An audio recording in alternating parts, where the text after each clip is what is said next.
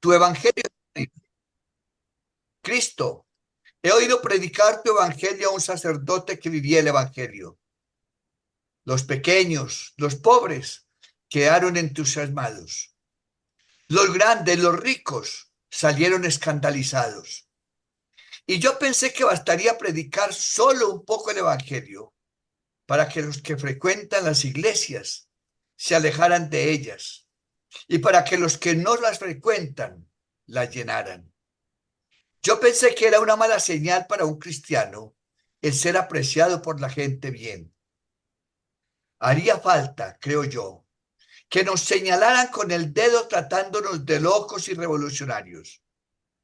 Haría falta, creo yo, que nos armasen líos, que firmasen denuncias contra nosotros, que intentaran quitarnos de en medio. Esta tarde, Señor, tengo miedo. Tengo miedo porque sé que tu evangelio es terrible. Es fácil oírlo predicar. Es todavía fácil no escandalizarse de él, pero vivirlo, Señor, es bien difícil. Gloria al Padre y al Hijo y al Espíritu Santo. Como era en el como en el principio, ahora y principio, siempre, por ahora y los siglos siempre, de por los los siglos. siglos de los Amén. siglos. Santo Tomás de Aquino, Ruega Ruega por por nosotros. nosotros. Santa Catalina de Siena, Ruega Ruega por por nosotros. nosotros. Nuestra Señora de la Paz, Ruega por Ruega nosotros. por y a todos nosotros. nos bendiga Dios Padre, Dios Hijo y Dios Espíritu Santo. Amén. Bienvenido, Padre Ricardito, qué alegría verlo. Gracias, Padre Gilbertico, y a todos. Muy buenas noches. Buenas noches para Para todos. todos. Espero se encuentren muy bien.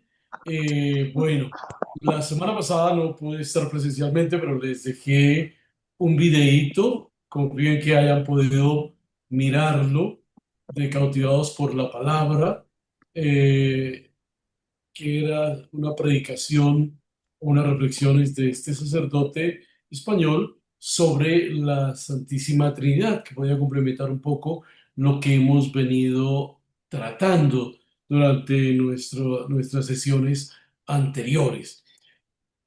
El misterio de la Santísima Trinidad que hemos ido desarrollando a lo largo de la Sagrada Escritura y de algunos aspectos del magisterio de la Iglesia, pues como reflexión teológica responde a la necesidad de primero profundizar en la fe. Los cristianos necesitaban profundizar en la fe, expresar racionalmente la fe, hacerla comprensible al lenguaje humano de los diferentes pueblos y culturas.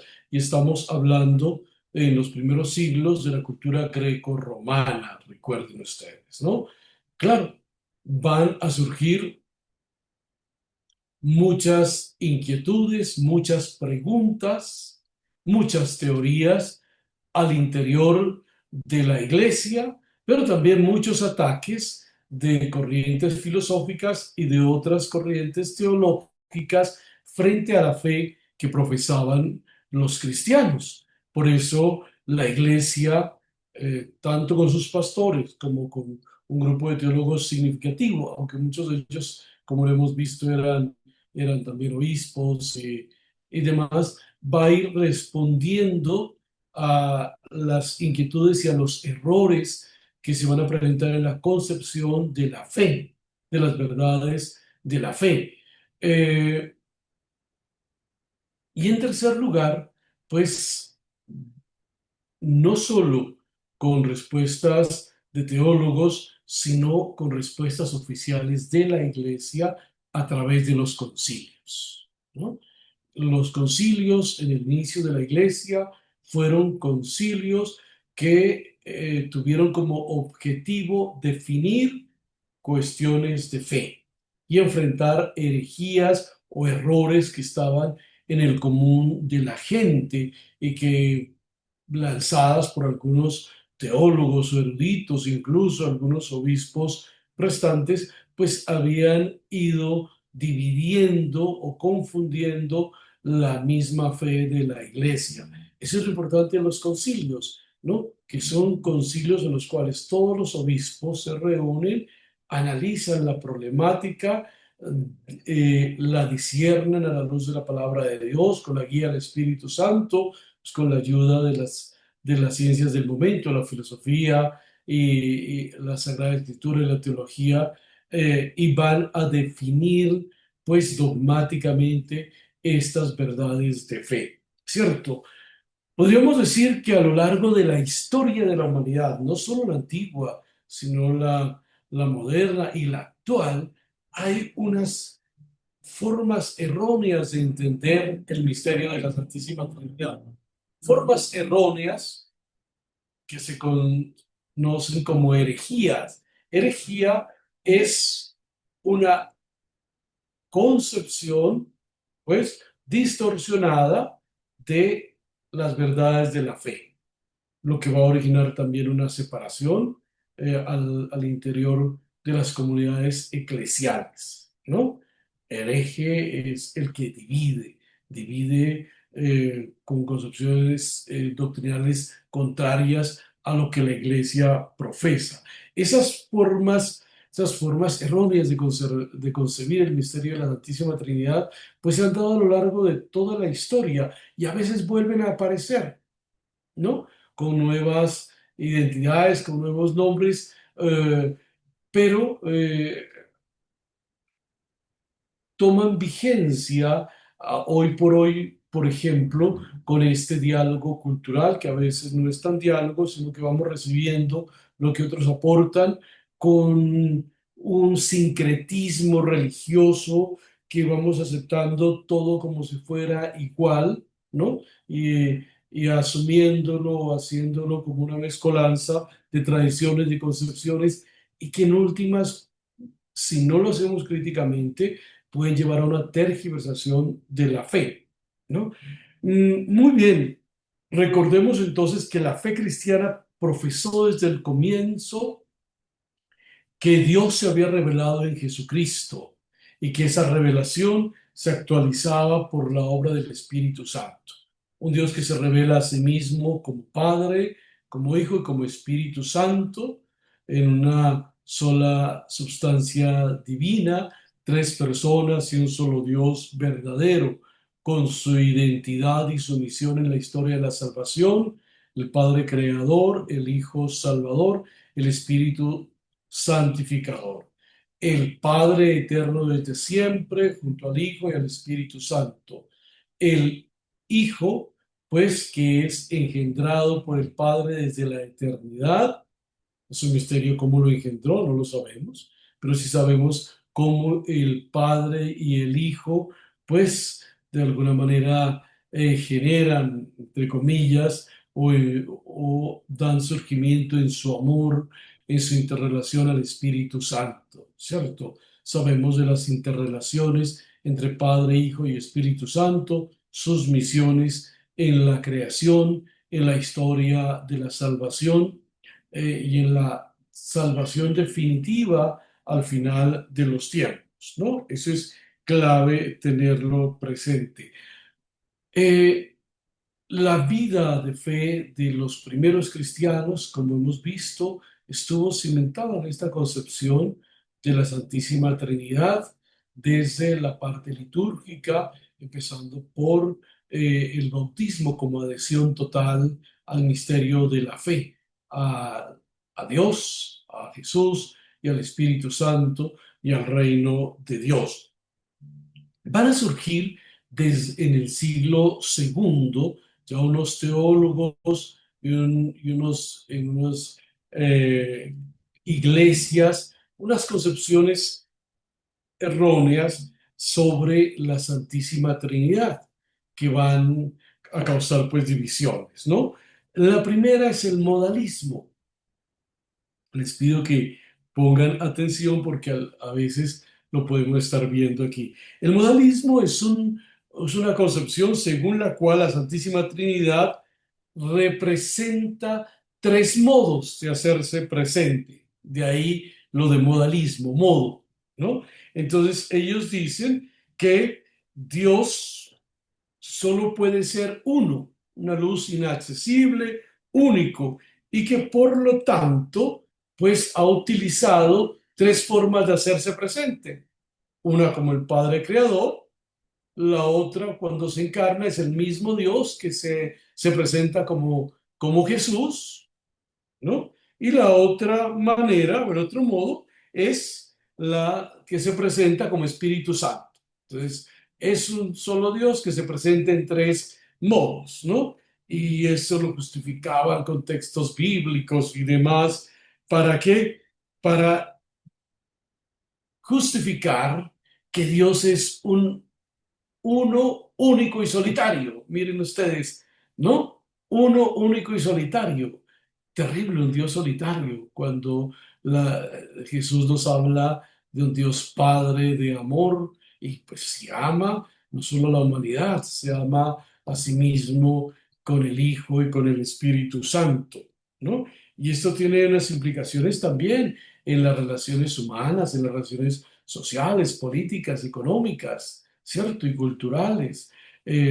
Hablar de un Dios solitario frente a un Dios comunidad, frente a un Dios de amor, frente a un Dios de interrelación, ¿no? La iglesia, pues desde antiguo condenó este error y mostró esa realidad de las tres divinas personas. De hecho, Tertuliano, el, el gran teólogo trinitario, el que va a definir y crea el término Trinidad, pues se va a oponer mucho a esto y va a mostrar a un Dios que es comunidad, a un Dios que tiene una triple identidad y misión siendo uno solo, ¿cierto? Mm, otra de bueno, viviendo el modalismo, tengamos muy presente esto, ¿no? Hoy aparecen algunos teólogos y también algunas corrientes espirituales al interior de la iglesia, fuera de la iglesia, también los hermanos separados hablando de un Dios que se presenta de tres maneras, ¿no? Eh, y miren ustedes cómo muchas veces la manera de orar de este tipo de pastores, pues es reduciendo todo a uno, ¿cierto? Entonces, si yo le oro a Cristo, pues le estoy orando al Padre, le estoy orando al Espíritu Santo, o viceversa, ¿no? Oración fuerte al Espíritu Santo, recuerden estas corrientes pentecostales, ¿no? El Espíritu Santo o es el único que actúa, es el único que sana, es el único que libera, es el que salva, ¿no? Por ahí puede venir esa injerencia del modalismo hoy en nuestra realidad. Gracias a Dios, la renovación carismática católica ha tenido muy buena intervención por parte del Vaticano en asesorías teológicas y disciplinarias y no ha caído en ese error, ¿cierto? Otro de los errores en la concepción de la Trinidad que va a surgir también en los primeros siglos, el subordinacionalismo. Subordinacionalismo, ¿no? De subordinar, de subordinación. Entonces, estos teólogos decían que el Hijo y el Espíritu Santo están subordinados al Padre. Solamente el Padre es plenamente Dios, decían ellos. El Hijo es la criatura más perfecta, más grande, más excelsa que creó el Padre. Miren ustedes, nosotros decimos engendrado, no creado. Estos dicen que es creado, ¿no? Pero decían además, el Hijo no es Dios. El Hijo es una criatura, ¿no?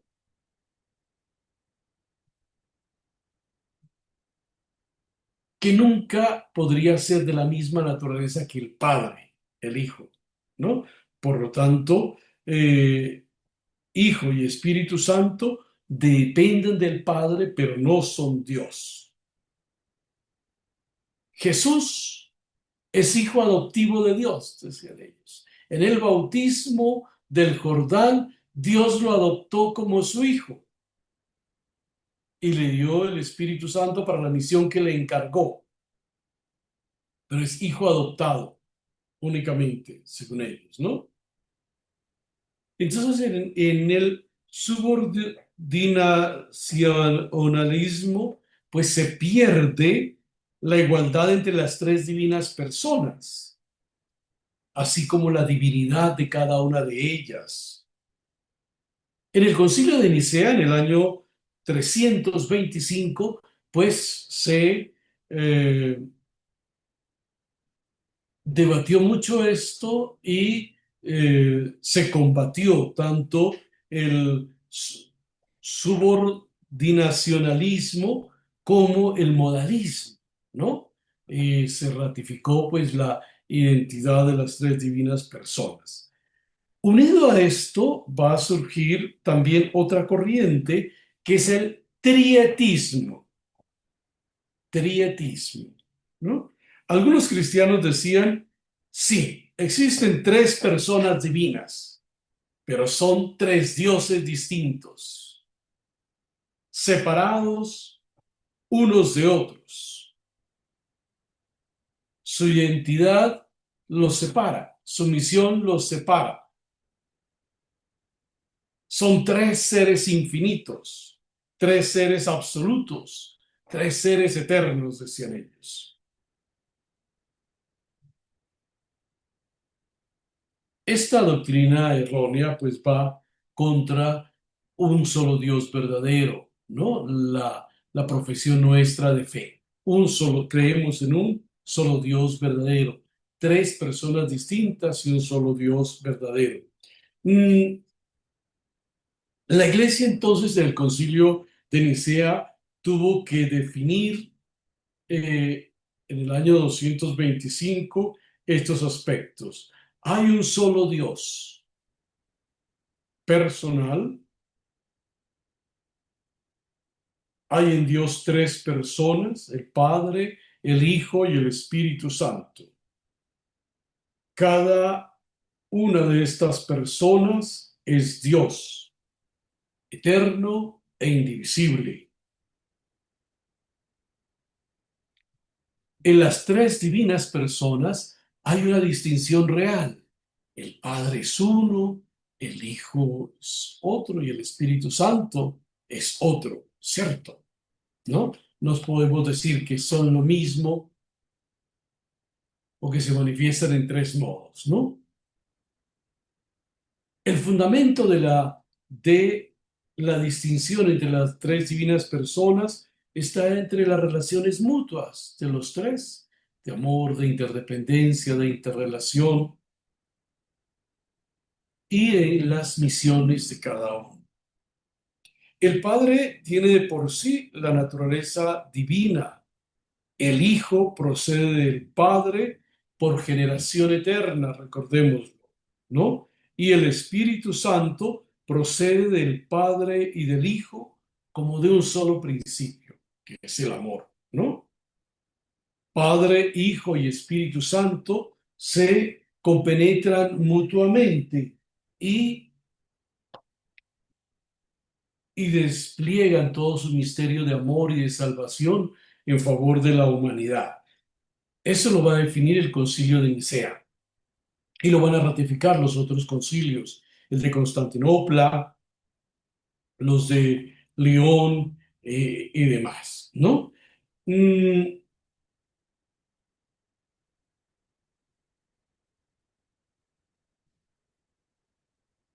Hay otra herejía que surge hacia el finales del siglo tercero, siglo cuarto, es el monarquismo.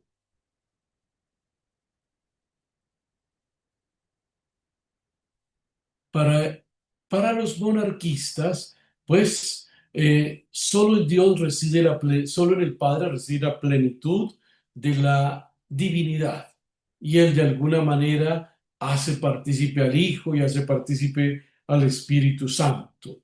Entonces, es un Dios absoluto que de pronto como que le provocó y entonces a este hijo le da por un momento un poquito de su divinidad y al espíritu igual, ¿no?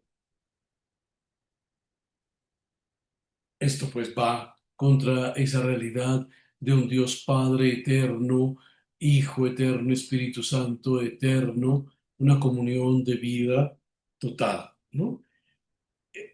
Otra herejía que va a surgir también es el patripacianismo. patripacianismo. Esta corriente es una corriente pues, peligrosa y hoy surgen todavía en algunos lugares. Decía que el Padre se había encarnado, ¿no? Es decir, no se encarnó el Hijo en el seno de la Virgen María, sino el Padre, y que por eso el Padre fue el que anunció el reino, e hizo los milagros, y el Padre fue el que entregó su vida en la cruz, y murió y resucitó, ¿no? Eh, Negando algo muy similar al- a, a las corrientes del modalismo, recuerden ustedes, ¿no?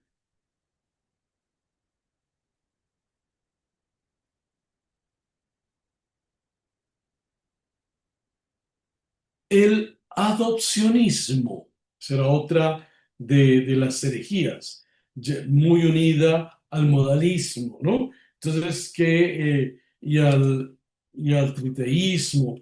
¿Qué dice el adopcionismo? Pues ya lo había mencionado anteriormente en otra de las herejías, ¿no? Decía, pues, que Jesús era un hijo adoptado, ¿no? No importaba que para ellos, Jesús era hijo de José y de María en la fecundación y en todo, pero que en el bautismo Dios lo adoptó como su hijo. Eso decían ellos. Entonces negaban la divinidad de Jesús, porque esa adopción era la adopción de la que participamos todos los hombres y mujeres por el bautismo, ¿no? Entonces el bautismo, equiparaban el bautismo de Juan Bautista en el Jordán con el bautismo cristiano, ¿no? Quienes vieron sacramentos conmigo, pues vimos ahí la diferencia, ¿no? Entre uno y otro. Entonces, ese adopcionismo hace que el hijo, pues el Jesús, sea hijo solo en orden a esa misión de anunciar, pues el evangelio, de anunciar el reino de Dios. Pero cuando muere, pues muere como cualquier otra persona y es Dios el eje central de toda esa historia de salvación, ¿no? Eh, el arrianismo, viene de Arrio, un teólogo y filósofo muy famoso, ¿no?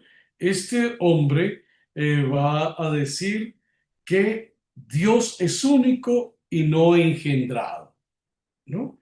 Su sustancia es incomunicable, es decir, si Dios es único y no engendrado, Él no puede comunicarle la sustancia a otras personas, ni al Hijo ni al Espíritu Santo, su esencia. Entonces es un Dios solo único, ¿no?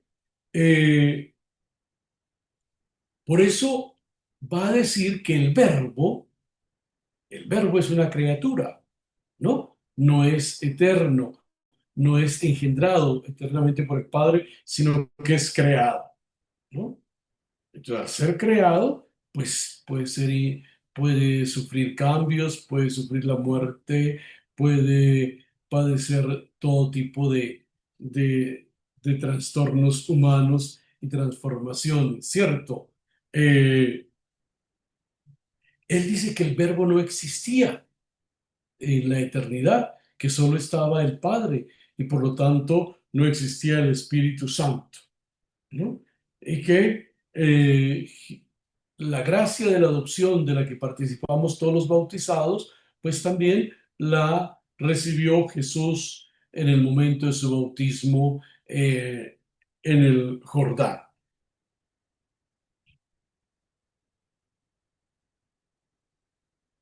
Macedonio fue un teólogo también famoso entre el siglo cuarto y quinto, que va a negar la divinidad del Espíritu Santo. Este hombre reconoce que Jesús es Dios y que el Padre es Dios, pero el Espíritu Santo viene a ser simplemente como una energía, no es un ser personal, es una energía que emana de Jesús y del Padre y que realiza ciertas cosas con poder, ¿no? Eh, Entonces ya la Santísima Trinidad se reduce solo a dos personas, miren ustedes, ¿no? Porque el Espíritu ya no es persona, sino energía. Las únicas personas vendrían a ser el Verbo y el Padre, ¿no? Es importante tener presente que estas herejías, pues, eh, van van a influir una en otra y van a tener mucha influencia también en las reformas protestantes. No tanto en Martín Lutero, sino en otros teólogos protestantes después que también se dividieron de la corriente de Lutero, los calvinistas y otras ramas, ¿no? Los menonitas y demás, que con el correr de los siglos, pues van a ir, eh, digamos, malinterpretando la fe o creando sus propias proclamas o resúmenes de la fe o credos, pues con todos estos errores teológicos, ¿no? Algunas veces justificados en malas interpretaciones de la Sagrada Escritura, ¿no? Hay, finalmente, en los primeros siglos aparecen teosofismo. El teosofismo, ¿no? Es una corriente que plantea que la Santísima Trinidad en sus relaciones únicamente parte de una sabiduría eterna y esa sabiduría eterna reside en el Padre. Entonces, el Padre se la puede comunicar al Hijo en orden a la misión del Hijo y al Espíritu Santo en orden a la misión del Espíritu Santo. Pero el único sabio sería únicamente el Padre. Es una corriente que tuvo mucho auge, como les decía, el protestantismo, ¿no? El protestantismo europeo. Eh, Ellos van a hablar de que las fuerzas entonces del Padre, del Hijo y del Espíritu Santo son impersonales, ¿no? Algo así como si fuera una corriente eléctrica que parte de algo o de alguien que sería el Padre y se va a proyectar a través del Hijo y del Espíritu Santo, pero no con esa relación y las misiones y la comunión de vida y la identidad eterna de estas tres divinas personas, ¿no? Mm, Estos errores, como les había dicho, van a ir apareciendo a lo largo de la historia de la Iglesia y retomando nuevas expresiones en teólogos católicos y en teólogos protestantes, en corrientes espirituales y místicas. Por eso la Iglesia tiene que intervenir e ir orientando a lo largo de los siglos. Hoy lo hace, ¿cierto? Hoy lo sigue haciendo. A veces los laicos dicen, ay, ¿por qué persigue a tal obispo, a tal padre, a tal comunidad religiosa? ¿Por qué los obispos la persiguen? ¿Por qué el Papa hizo esto con esta comunidad y la disolvió? Porque a veces hay errores teológicos grandísimos que igual llevan a errores morales, a errores espirituales, a divisiones al interior de la iglesia, a confundir la fe de las personas. Mm, El Papa Pablo VI, San Pablo VI, en 1972, yo les voy a dejar esa tareita a ustedes, en 1972, el 21 de febrero, el Papa Pablo VI, a través de la Sagrada Congregación para la Doctrina de la Fe, publicó una declaración sobre algunos errores de fe en los misterios de la Encarnación y de la Santísima Trinidad. Así la pueden buscar ustedes, ¿de acuerdo? ¿No? 21 de febrero de 1972. Declaración sobre algunos errores recientes sobre la fe en los misterios de la Encarnación y de la Santísima Trinidad. Y entonces, ¿qué define? ¿Qué define? Primero, la eterna subsistencia del Hijo en el seno de la Trinidad, como distinto del Padre y del Espíritu Santo. Segundo, la persona divina de Jesucristo con sus dos naturalezas, humana y divina. Miren, en los primeros siglos también algunos teólogos decían que Cristo solo era Dios, que era cuando se vino al mundo era una apariencia, casi un fantasma. Entonces cuando murió en la cruz no sufrió, ¿no? Porque un fantasma no tiene, un ser espiritual no padece, ¿cierto? Negaba la corporalidad. Otros decían pues que era un hombre que había sido adoptado por Dios, ¿no? Entonces la persona, las dos naturalezas, humana y divina, la persona divina de Jesucristo. En tercer lugar, la humanidad asumida en el verbo no subsiste en una persona humana. En el verbo Jesús, Jesús al encarnarse asume una humanidad. ¿Cierto? Una humanidad una naturaleza humana que la va a elevar a la categoría divina. Lo que hace con nosotros en el bautismo, hermanas y hermanos, en el bautismo, nuestra naturaleza humana es transformada por la gracia de Dios que nos adopta como hijos suyos en el Hijo Jesucristo y levanta nuestra condición humana en la categoría divina. Por eso estamos llamados a la santidad. Tenemos la semilla de la santidad y el Espíritu Santo y el Padre y el Hijo habita en nosotros. Somos de alguna manera templos de la Santísima Trinidad. Otro de los aspectos es la eternidad de la Santísima Trinidad. La Trinidad es eterna. Eterna porque existe desde siempre y eterna en que siempre ha estado constituida por Padre, Hijo y Espíritu Santo. ¿De acuerdo?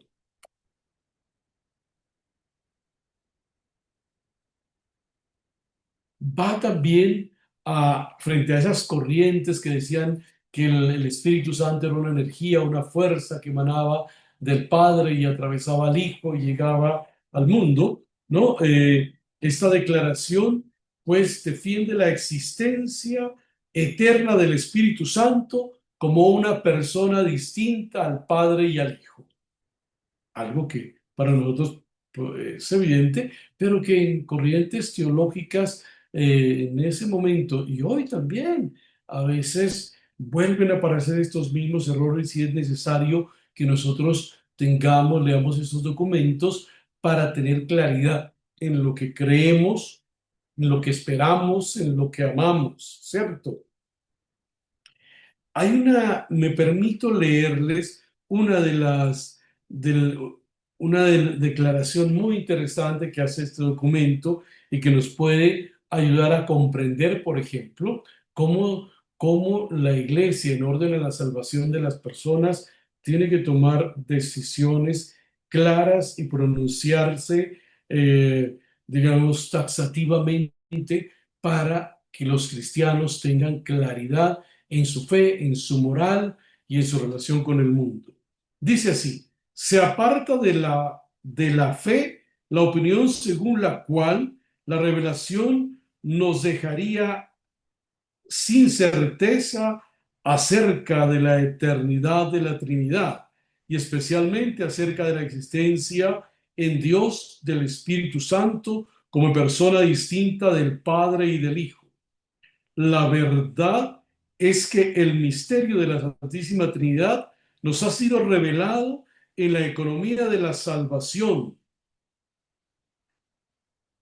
máximamente en Cristo, enviado por el Padre al mundo y que con el Padre envía al Espíritu Santo vivificador al pueblo de Dios.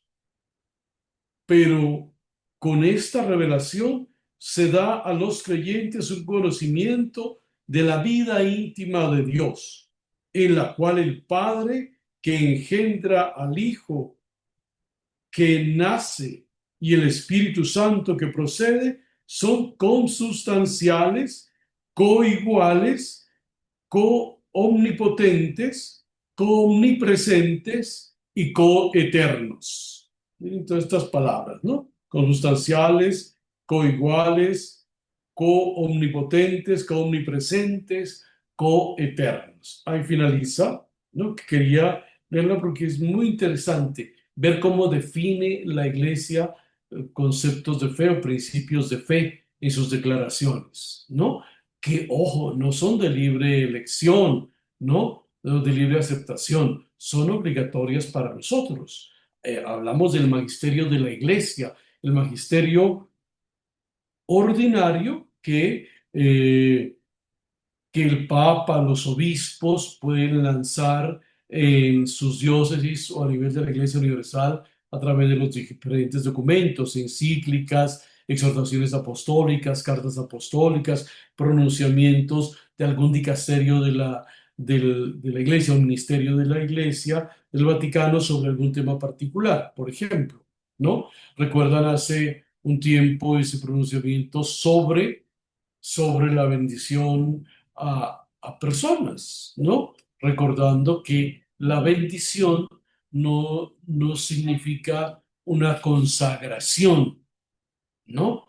Como una consagración matrimonial o sacerdotal o religiosa, sino que la bendición es una oración en la cual se pide que Dios dirija, proteja, cuide, libere, sane, restaure a una persona, ¿cierto? ¿No? Entonces, son declaraciones que clarifican ciertas posiciones de la iglesia o que dan respuesta a inquietudes de ciertos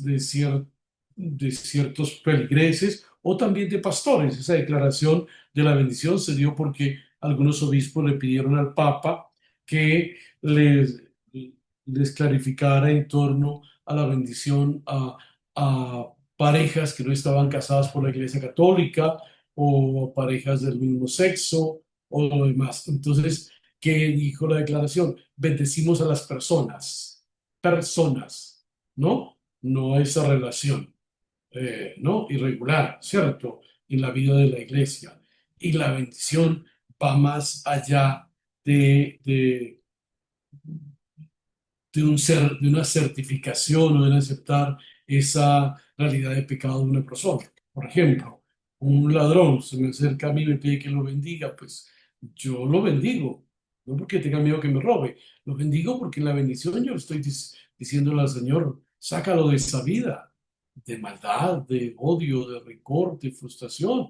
Una persona alcohólica, una persona drogadicta que me pide la bendición, pues yo lo bendigo y en esa bendición estoy pidiendo al Señor, libéralo de esa esclavitud del vicio y de la maldad, ¿no? Bueno, un paréntesis. Muy bien, esta declaración, pues es muy importante, vuelvo y le repito, que la leamos, ¿no? Hoy, frente a tantas dudas que van surgiendo en torno a la fe, esta interrelación con otras religiones, con otros grupos religiosos, esta religiosidad que se nos está metiendo utilitarista.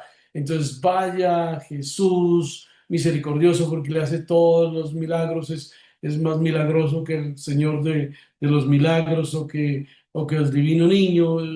Entonces, todo está en orden a qué va a hacer o qué puede hacer Jesús por mí, por ejemplo, ¿no? Y ahora con el Espíritu Santo igual, ¿no? El Espíritu Santo es el que hace, el Espíritu Santo y empieza a confundirse la devoción al Espíritu Santo como con la devoción a espiritistas, ¿no? Como una corriente espiritista que reduce a la tercera persona de la Santísima Trinidad como un objeto o una persona, un espíritu manipulable, ¿no? Que se puede invocar con ciertos ritos o con ciertas prácticas, ¿no? Mm, Hay algunos movimientos religiosos pseudo católicos, pseudo cristianos, perdón, que niegan la Santísima Trinidad y eso es bueno que lo tengamos muy presente. Por ejemplo, los mormones. Los mormones, ellos rechazan la concepción de la Santísima Trinidad, hablan únicamente de un Dios.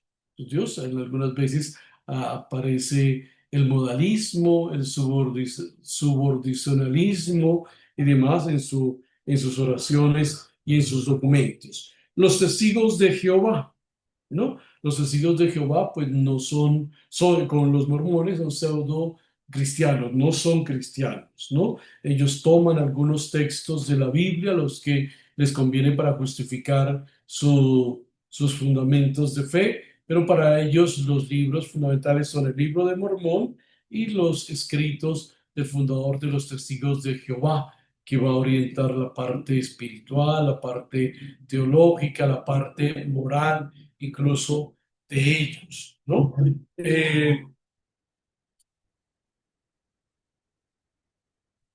Entre los movimientos pentecostales hace muchos años, no sé si ustedes lo recuerdan, había dos corrientes, una la trinitaria y otra la unitaria, ¿no? Entonces, los pentecostales unitarios solo aceptaban uno solo al Padre, otro solo al Hijo y otro solo al Espíritu Santo. Hay unos rezagos por ahí, ¿no? Todavía. Y en algunas ciudades uno encuentra, ¿no? Iglesia Pentecostal Unitaria, en otras se encuentra Iglesia Pentecostal Trinitaria. Los pentecostales trinitarios sí, pues aceptan toda la realidad de la Santísima Trinidad como tal, ¿no? Es como un paréntesis para que ustedes también tengan la posibilidad, cuando interactúen con un grupo religioso, preguntarle cuáles son los fundamentos de su fe, en qué creen ustedes, de los libros de la Biblia, cuáles son para ustedes los principales, o si es toda la Biblia, ¿no? ¿Qué otros textos aparte de la Biblia para ustedes eh, son escritos de fe o fundamentos de fe? Recordemos que para los católicos la teología es explicativa de la fe, nos ayuda a comprender la Sagrada Escritura, ¿cierto? ¿No? Y que junto con el magisterio y la tradición de la Iglesia, pues son el fundamento clave de nuestra espiritualidad, de nuestra vida moral, de nuestra vida litúrgica y de nuestra misión en el mundo. Esa es la gran diferencia entre los católicos y otros grupos cristianos, tanto históricos como nuevos movimientos religiosos. Muy bien, pues vamos a ir terminando este tema, ¿no? Este tema por ahora. Este tema ya lo finalizamos de, de los errores en torno a la concepción de la Santísima Trinidad. En nuestra próxima clase vamos a trabajar algo de la espiritualidad trinitaria que creo que nos puede servir hoy, ¿cierto? A todos desde este magisterio de la Iglesia, de lo que hemos visto de la Trinidad y su revelación en la historia de la salvación y en la Sagrada Escritura. Muy bien, ahora sí damos paso a algunas inquietudes, preguntas, si hay o si alguien quiere complementar algo, con el mayor gusto, pues lo escuchamos. Padre Ricardo, una pregunta, mirando esta gama de posibilidades que pueden hacer incurrir en error y digamos que desestabilizar los fundamentos católicos de una persona creyente en Dios. Eh, estas posturas que usted mismo lo dijo, aunque fueron de antaño, también pueden presentarse actualmente y disfrazadas como piel de oveja, aparentemente muy bonitas, muy atrayentes, muy convincentes. ¿Qué tiene que ver ahí históricamente y desde el punto de vista de la historia del hombre, la posverdad? La posverdad ha potenciado, digamos, estas herejías y las ha hecho, digamos, situar actualmente con otros nombres muy sutiles que pueden ser mezclas entre una y otra y pueden mm, co- eh, generar un caos en la creencia entre razón y fe. Claro, bueno, muchas gracias por la pregunta, Hernán. Ahí hay varias cosas, ¿cierto? Primero, la modernidad, que fue tan crítica de las verdades reveladas, ¿no? Pero que luego, pues, ayudó a que la iglesia explicara mucho más racionalmente su fe a partir de también de la ayuda de los descubrimientos científicos, tecnológicos, de la arqueología bíblica, eh, la- el estudio de las lenguas bíblicas, la hermenéutica, la interpretación. Pero luego va a venir, después de la modernidad, la posmodernidad, ¿cierto? Que va muy unida a la posverdad. Si en la modernidad las respuestas a las grandes inquietudes estaban en el yo pienso, yo reflexiono, yo analizo, yo utilizo el método científico. Miren ustedes que en la posmodernidad las respuestas se buscan en el yo siento. Yo siento, yo intuyo, mi intuición, ¿no? Y eso lo vemos en los grupos, en muchos de nuestros grupos apostólicos. eh, es que yo sentí que me tocaron, yo sentí que esa palabra de ese padre, de ese predicador era para mí, yo sentí que al imponerme las manos, una energía, una fuerza y lo que sea, ¿no? Entonces empiezan las sensaciones como a imperar más que las sensaciones y las emociones que la razón, ¿cierto? O que la reflexión, ¿no? Miren ustedes, hay experiencias lamentables, ¿no? Personas que en algún grupo de estos que ahora está muy, muy vigente y con muchísimos seguidores en la iglesia, me reservo el nombre, la gente dice que la Virgen hace milagros, la Virgen hace más milagros que Jesús. Si yo le pido con fe, la Virgen me hizo, me hace, yo si la Virgen me da mensajes, la Virgen tal cosa, y ya, pero es que la Virgen es hija de Dios, no puede mandar sobre, la Virgen me hizo llover, la Virgen me hizo escampar, bueno, cosas de ese estilo, ¿no? Sensaciones y emociones, ¿no? Y otra cosa también que se va metiendo y puede ir unido a la posverdad, pues claro, tú te puedes imaginar lo que quieras, un ambiente puede moldear tus respuestas. Por ejemplo, sabemos hoy que en un concierto de cualquier tipo de música, el, los decibeles, los bajos, la intensidad de los bajos y los decibeles de la música alteran tu ritmo cardíaco y tú empiezas a brincar, a saltar, a manifestar ciertas emociones que no necesariamente son del Espíritu Santo, ¿cierto? O a repetir frases y la gente puede decir es el Espíritu Santo, estoy hablando en lenguas, pero está repitiendo algunas frases que te las están comunicando consciente o inconscientemente, ¿no? En esto de la posverdad también hay grandes filósofos y grandes pensadores que odian a la iglesia, que odian a la religión y que pueden también con sus mentiras confundirnos, ¿cierto? Ir confundiendo a la gente. La misma ciencia puede ser utilizada al servicio de esa posverdad y de la mentira. Hace unos años, un arqueólogo dijo que había descubierto un sarcófago que decía Jesús, el hijo de José, y que ahí había estado enterrado Jesús, ¿no?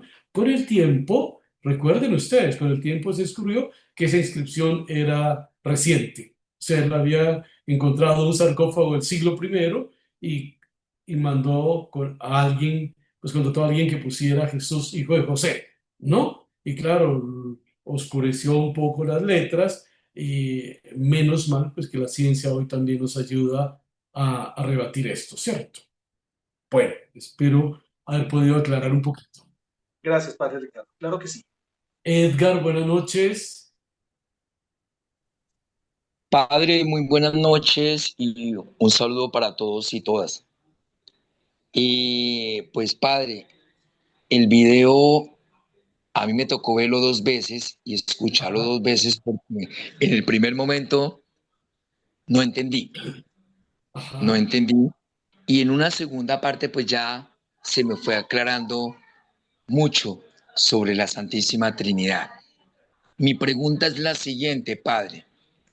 ¿Qué llevó en estos momentos eh, estas herejías para que las personas o los individuos o estudiosos, qué sé yo, porque hubo parte eh, seguidores dentro de la iglesia que tomaron también estas herejías y llevaron a estos acontecimientos que creo que hoy nos permite a nosotros aclarar y el video nos lo aclara también a nosotros.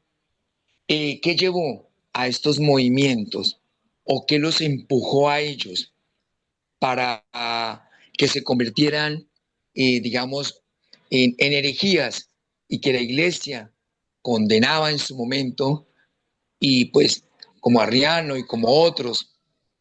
Entonces, ¿qué llevó en su momento? ¿Por qué lo hicieron ellos? ¿O fue algo que no lo pensaron o que algo que le salió a estas personas? Esta era mi inquietud que me quedó también sobre el tema del video, algo muy maravilloso y que me aclaró algunas dudas.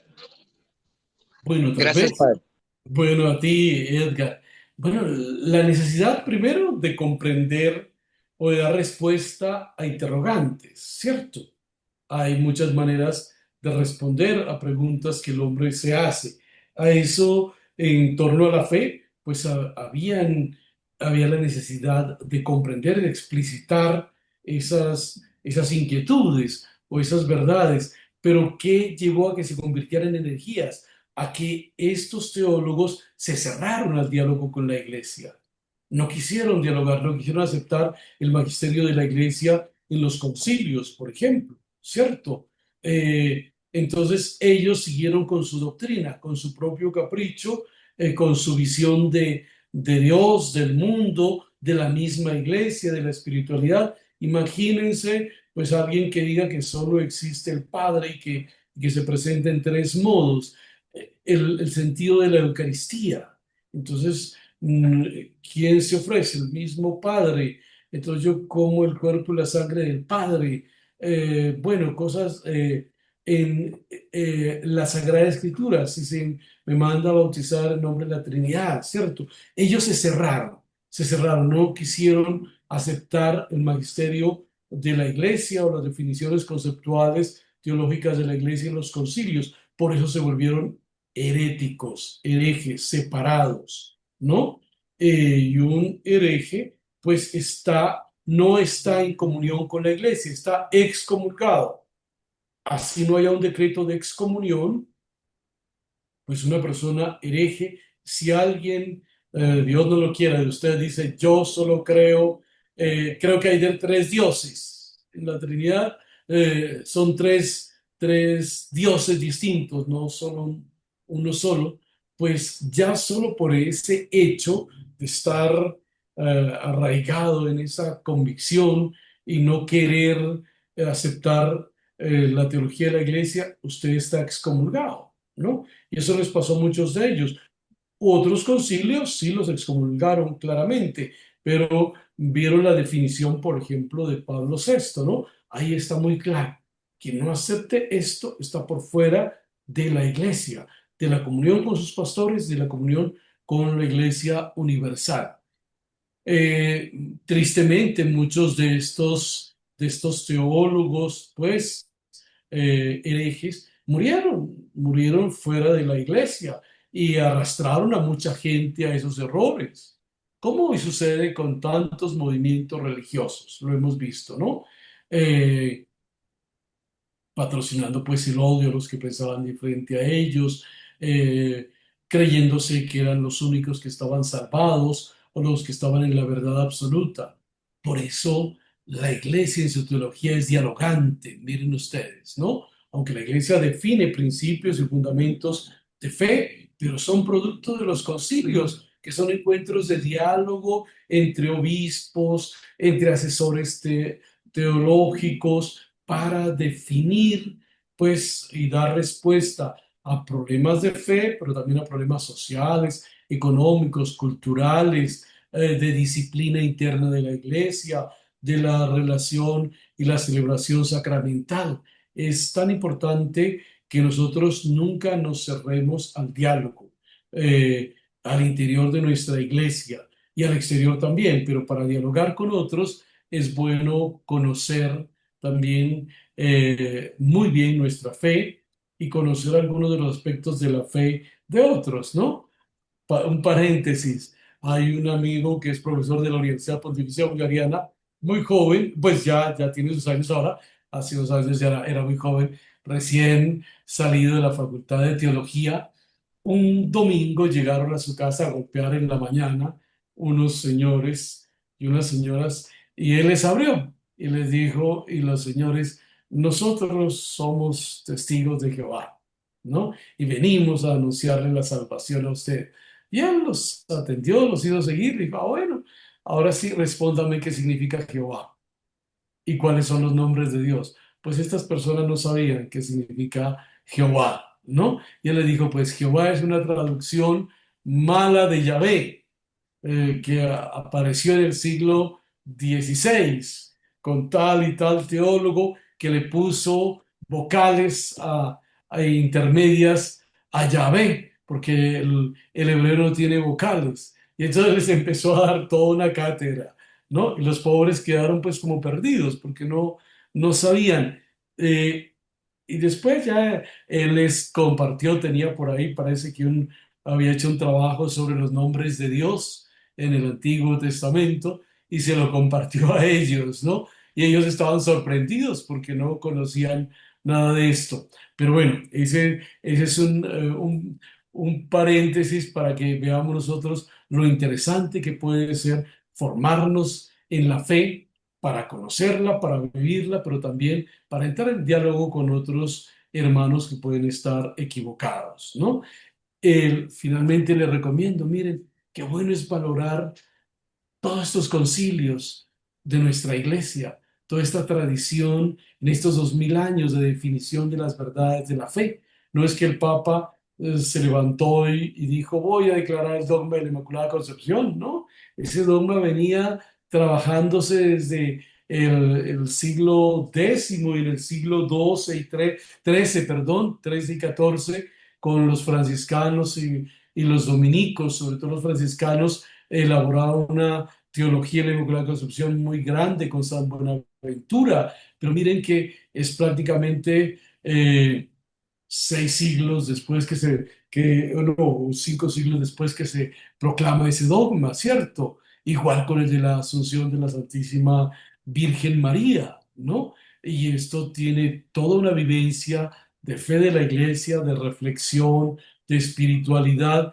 que lleva a que bajo la guía del Espíritu Santo la Iglesia haga esas definiciones doctrinales o dogmas de fe, como los llamamos, que fundamentan nuestra concepción de Dios, pero que fundamentan nuestra oración, nuestra vida comunitaria, nuestro anuncio del reino de Dios, porque el dogma impregna todas las realidades de la vida, porque una definición de la Iglesia sobre un concepto de fe, pues ilumina toda nuestra realidad y nuestra comunión con Dios.